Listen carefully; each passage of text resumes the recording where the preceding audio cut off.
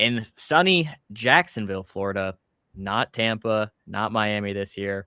It's going to be a nice 70 degrees and sunny game between two offenses who are finding their groove right now. I'm talking about the Buffalo Bills and the Jacksonville Jaguars. This is the highest over-under at 52.5 points. Vegas expecting the most offense of any game. It's going to be this one. The Bills have won 5 of their last 6 games. The Jaguars have won 8 straight games and an unbelievable 19-point average margin of victory in those 8 games. So the Jaguars are not just winning. They're not just hot. They're absolutely killing teams. And like we mentioned, current playoff teams, the Jags versus current playoff teams are 5-3, very solid. The Bills 3-3. Look at James Cook. Over 1,900 total yards this year. He's been an absolute lifesaver for the Bills offense, as they really haven't been the most consistent that they would like to be. But the offense has really had to take a step up and carry him, as the defense has taken a step back this year. Sean McDermott and his defense, he's been fairly very good in the past several years. But Josh Allen and James Cook are really the two guys that have been carrying the load of this offense. So James Cook, like I mentioned, over 1,900 total yards and 14 touchdowns in only 16 games. He's going to be very crucial in this game. But we look at the Jaguars' rush defense. They are the number 1 rush defense in the NFL, only allowing 85 yards per carry. Only allowing 85 yards per game. And the Jaguars' pass defense, only 21st in the NFL, allowing about 218 passing yards per game. So we look at this. The Bills' offense, on paper at least, it would seem that James Cook, they're going to sell out to stop him, and Josh Allen is going to need to win this game. Could be with his arms. He could scramble and do some with his legs, but a lot of pressure is going to be on Josh Allen's shoulders for this game. It's going to be very crucial to see what he does if he performs. Again, this guy has the most yards per game for a quarterback in NFL playoff history. Not yards total. Obviously, we know Tom is up there, but yards per game, Josh Allen is number 1 all time in playoffs. So it's not like Josh has disappointed in the playoffs. He always seems to be let down by his defense. We all know 13 seconds with Kansas City. But this game is going to be very crucial. Josh Allen's going to have a lot on his shoulders. He's going to need to carry this team to a victory. And then we look on the other side of the ball. Trevor Lawrence and the Jaguars, Liam Cohen, fantastic job this year.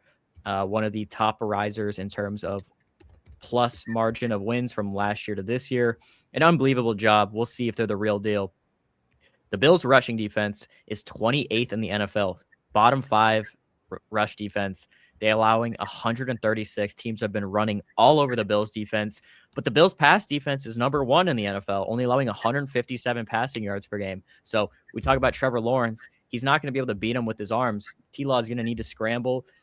ETN, Tutton, they're going to need to run over this Bills team. If they can run the ball consistently, that'll be their key to victory.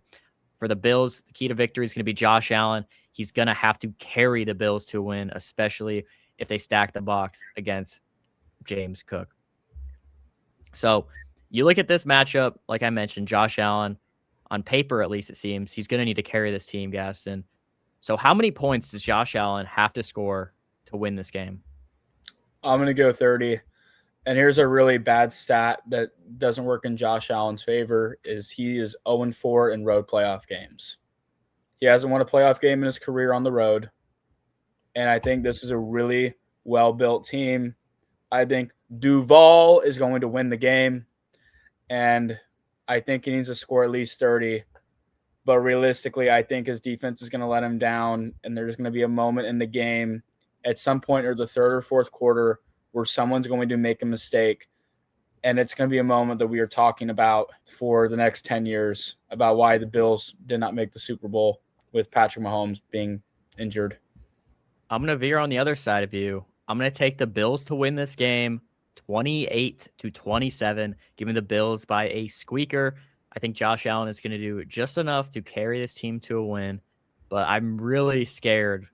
I would be scared if I were a Bills fan about your rush defense.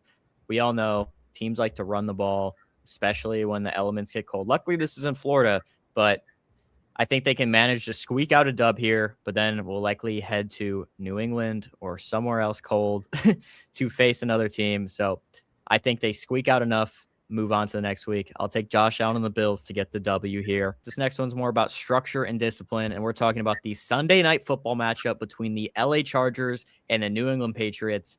New England has won 13 of its last 14 games. The average margin of victory in those wins is over 20 points. This is a team that does not beat itself, kind of just like the Chargers. The Chargers in Week 18 rested their starters and pretty openly wanted and seemed content with this matchup, but this is really a brutal place to play. You do not want to play in New England in the playoffs. I think we've all seen that throughout the history of the 2 decades of the dynasty up there. This is a cold, this is a physical, this is a very tough place to play. Look at the Chargers coming into this matchup, have lost 2 straight. One of those, like we mentioned, that Week 18 matchup versus the Broncos, they rested most of their starters in that game. The Patriots coming in, won 13 of 14, 3 straight wins in those games, winning by 21 points in the average margin of victory. So, like I said, the Chargers really seem content in wanting this matchup, and I think it's for a very obvious and specific reason. The Chargers offensive line. The Chargers line has had so many injuries. They lost Rashawn Slater in the preseason. They lost Joe Alt to an ankle injury a little over halfway through the season. You look at how weak LA's O-line is, but on the other side, the Patriots D-line is pretty weak as well. So I think the Chargers wanted this matchup so they can play against a weaker D-line. Jacksonville's D-line, kind of middle of the pack, a little bit better than New England's. Buffalo has a very good D-line. Broncos, as we know, an insane D-line. But a lot of the teams in the AFC have, above average or really good defensive lines besides New England. So I think LA really wanted this matchup so their O-line can maybe perform a little bit better against a weaker defensive line, give Herbert more time to throw. Maybe the run game performs a little bit better. We look at current playoff teams. The Chargers against current playoff teams are 3-3, and that's including that one loss versus the Broncos. So we'll say they're 3-2 as their fully healthy team. The Patriots 2-2, with one of each win and loss coming against the Buffalo Bills. But both of these teams have very solid defenses. The Chargers passing defense, 5th in the NFL. The rush defense, 8th in the NFL. In total defense, the Chargers are 5th in the NFL. So a very good defense cooked up by Jesse Minter. He might possibly be a head coach next season. Has transitioned great from college to pro. And he's got that defense humming with really not a whole lot of notable players outside of Khalil Mack and Derwin James. On the other side, the Patriots defense, also excellent. Mike Vrabel, defensive guy. He really wants the physicality of their defense. They brought in Million Williams, and they have a really good interior defensive line. But the Patriots pass defense, 9th in the NFL. Their rush defense, 6th in the NFL. And the 8th total defense. So we're talking about 2 top 8 defenses facing each other in the cold weather. You would expect low amount of points, right? I'm not sure about that. Despite it being 35 degrees at kickoff, the feels like 23 degrees. They still got Drake Maye on one side of the ball. They've been humming. Amari Hampton back for the Chargers. I wouldn't expect this to be a completely defensive battle. Drake Maye has been absolutely on fire as of late. And Josh McDaniels has been in his bag. Not expecting the Chargers defense to completely thwart Drake Maye, the MVP possibly, and Josh McDaniels, a longtime veteran offensive play caller. But either way this goes, there's headlines on both sides. On one side, if the Patriots lose, it's, were they frauds? The schedule, maybe Drake Maye is a rough game or a few turnovers. It falls on his shoulders. Drake Maye isn't the MVP. And then on the Chargers side, they've had so many different playoff struggles. Justin Herbert has had a really rough game last year, had like 3 picks versus the Texans. And if they were to lose again, especially if their offense didn't perform well, I think there'd be a lot of heat on him. So, Gas, when you look at this, there's obviously going to be headlines on both sides, but especially I think there's more pressure on the Chargers despite being the underdog in this game. If the Chargers were to lose this game, do you think that should the Chargers trade Justin Herbert if they lose? I think it depends on who they trade him with. I think Justin Herbert's a good quarterback, but I do think he struggles in the big moments. This isn't just something that has happened in the NFL. This is at Oregon. At Oregon, every year was at Oregon. They never made the playoff, yet they were at the top of the Pac-12. besides his freshman year. So I think if you're going to trade him, I think a team that would be very interesting could be the Vikings. And the reason I say that is J.J. McCarthy and Jim Harbaugh have a great relationship. J.J. McCarthy has been talked about as like the best quarterback prospect ever, too. That's what Jim Harbaugh has said about J.J. McCarthy. He's a huge fan of him. And the way that Jim Harbaugh teams are, they run the ball really well. They're very strong. They're very physical. Jim Harbaugh likes mobile quarterbacks. J.J. McCarthy's got some legs on him. He needs to stay healthy, but he can move. I don't think it's something that would happen this offseason, but I do think it does increase the pressure. And I think something like that could happen because it's a coach who's new. He's only been this is his second year. And Justin Herbert's been there for a while. He did have that horrible playoff flame out against Jacksonville and convince everybody that Doug Peterson was the guy in Jacksonville because of it. So I think there's some big questions that come up if they lose this game and he struggles and his play is poor. For my keys to victory, the Patriots' key to victory in this game, scheming up different pass rush blitz looks. I think if they get 3 sacks, that would be a massive win for them. And then I think play action football on the offensive side of the ball.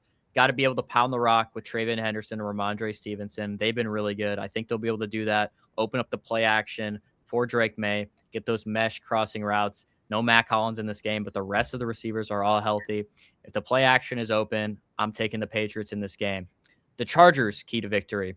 Time of possession, keeping the ball away from Drake Maye and the Patriots offense, controlling the clock. If they can have 35 or more minutes, really control the clock, keep their offense on the field.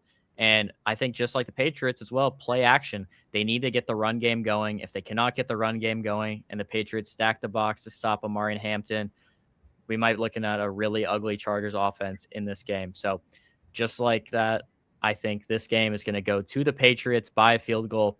Give me the Patriots 24-21 in this game. Gaston, who do you got in this game? What's the score? Patriots, I'm going to go 20-10. Patriots. Okay. So a rough offensive performance for what if, Mr. Man? I think Justin Herbert's going to have 2 picks, and he's going to have under 200 passing yards. Yeah, I could see that happening. I mean, their O-line is pretty abysmal. We will see on Sunday night. But after these 5 games over 2 days, we finish where things always get ugly. I'm talking about Monday Night Football, the Houston Texans heading to Pittsburgh to face the Steelers. Monday night in Pittsburgh, it's not good. It's going to be ugly. It's going to be cold, just like some of the other matchups. And it's going to be a defensive battle. And that's exactly why this game matters. If you're a fan of defense, if you're a fan of ugly football, Northern football, this is your game. This is kind of like a Big Ten West matchup in November, okay? This is not the greatest of all games, but it's going to be a great defensive battle if you're into that sort of thing. So the question in this game is not about who's tougher. I think it's going to be whether the Steelers can score enough to survive against Houston's absolutely insane defense, full of monsters. This game has a 39.5 point over under, the lowest by far of any game throughout this first week of playoffs. The weather, like I said, it's going to be cold. 31 degrees at kickoff, feels like 24. Another cold matchup, but no snow, no rain. We'll see if anything changes with that. But this past month, the Steelers have won 4 of their last 5 games. We all saw the final Sunday Night Football game. By the hair of a chin or the kick of Tyler Loop, they survive and make it to the playoffs and now host the Texans, who have won 9 straight games, the most in the NFL. This team started 0-3, then they were, I believe, 3-3, and now they are 12-5, or I don't know what it is, but an absolutely unbelievable past 2 months. The Texans have gone over 9 weeks without losing. So huge credit to them. Huge credit to D'Amico Ryans, and the defense has been absolutely insane. The Texans this year are 4-4 against current playoff teams. The Steelers are an abysmal 1-5 against current playoff teams. Their lone win coming against New England in week 3, where New England had 5 turnovers. The Steelers, despite those 5 turnovers, were tied 14-14 with 2 minutes left before Aaron Rodgers led a game-winning drive. But talk about Texans defense. This is the number 1 total defense in the entire league. They have the fourth best rush defense and the sixth best pass defense. On the other side, the Steelers' total defense, only 26th in the NFL. So a bottom 10 defense in the NFL. We always know the Steelers as, Mike Tomlin's got a great defense. TJ Watt, Cam Hayward. They got Jalen Ramsey now. It really has not been enough. This unit has not really gelled together. They've had some good games like against the Colts and some other teams, but as an overall unit throughout the entire season, now we're looking at 17 games that they put on film. We have a large collection of sampling here, and their defense has not been great. Their rush defense is 13th, so about middle of the pack, allowing 113 rushing yards per game to running backs. Their pass defense, an abysmal 29th, a bottom 5 passing defense. They really do not do great the longer they have time to throw. But luckily for them, Texans' offensive line is not the greatest. Last year, they struggled a lot. They drafted a tackle in the second or third round out of Minnesota. But still, the pass protection has not been the greatest. It is middle bottom in the NFL. But this game is on a Monday night, and I think a statistic that is absolutely insane. Mike Tomlin has won 23 straight games on Monday Night Football. 23 straight wins. However, another statistic, Mike Tomlin has not won a playoff game since 2017. It's been 8 years since they won a playoff game. So I'll ask you this, Gaston. A lot is riding on Mike Tomlin's shoulders. They haven't won a playoff game in 8 years under him. There's been a lot of talks about him being fired, but here they are in the playoffs with Aaron Rodgers, a lot of old players. It's almost like Michael Jordan in The Last Dance. Possibly could be the last dance for Mike Tomlin, but does Mike Tomlin deserve to be fired if they lose this game? I think it depends if you can get a better coach. I think if John Harbaugh can get fired, then I think Mike Tomlin can get fired. John Harbaugh got fired after having one bad season, and last year they were a Mark Andrews drop away from the AFC Championship game. So I think and the thing is, it's the same thing with the Steelers every single year. 9-8, barely in the playoffs, losing the first round. If that same result happens, I think there's a really compelling case to fire him and find someone else. So I think that's something to bring up. This game that I think makes it different than other Steelers games is Aaron Rodgers. Because usually when the Steelers are in this position, they're starting, whether it's Mason Rudolph or Russell Wilson. Well, I think that having Aaron Rodgers certainly helps, and that's why you got Aaron Rodgers. You didn't get Aaron Rodgers to get the number one seed. You got Aaron Rodgers to do well in moments like this. That's why you get a Hall of Fame quarterback. So I think if you're not getting it done with Aaron Rodgers, you're not getting it done with a quarterback in the draft next year or a new free agent. So I think there's a good case to get rid of him if he doesn't win this game. The Steelers' key to victory is going to be their offense. They need to score at least 20 points on this tough Texans defense, and they have to win the turnover battle. If the Steelers lose the turnover battle, there's no chance that they can win against this defense. The Texans' key to victory is going to be Derek Stingley locking up DK Metcalf. He's their only weapon on the edge in their receiver room. If Stingley can lock up DK, and if CJ Stroud has just a little bit of time to throw, if the offensive line can just hold up just a little bit for CJ Stroud to throw the ball to guys like Nico, Iowa State receivers, they can win the game. I'm going to take the Texans by touchdown in this matchup at home. Gaston, who do you got in this matchup? I'm going to go with the Steelers. I'm going with Aaron Rodgers in the clutch. I think he's going to have a drive similar to last week. I think the Texans' offense has struggled a lot too, and I think the Steelers are going to show up. I trust Aaron Rodgers in the playoffs more than I trust CJ Stroud. 6 games, 6 very different styles. Every one of them is going to tell you about who's actually built for January football. We'll be back after the dust settles next week as we preview the divisional round of the playoffs. If you enjoyed this, hit like, subscribe, and drop your wildcard takes in the comments. Appreciate you all for watching.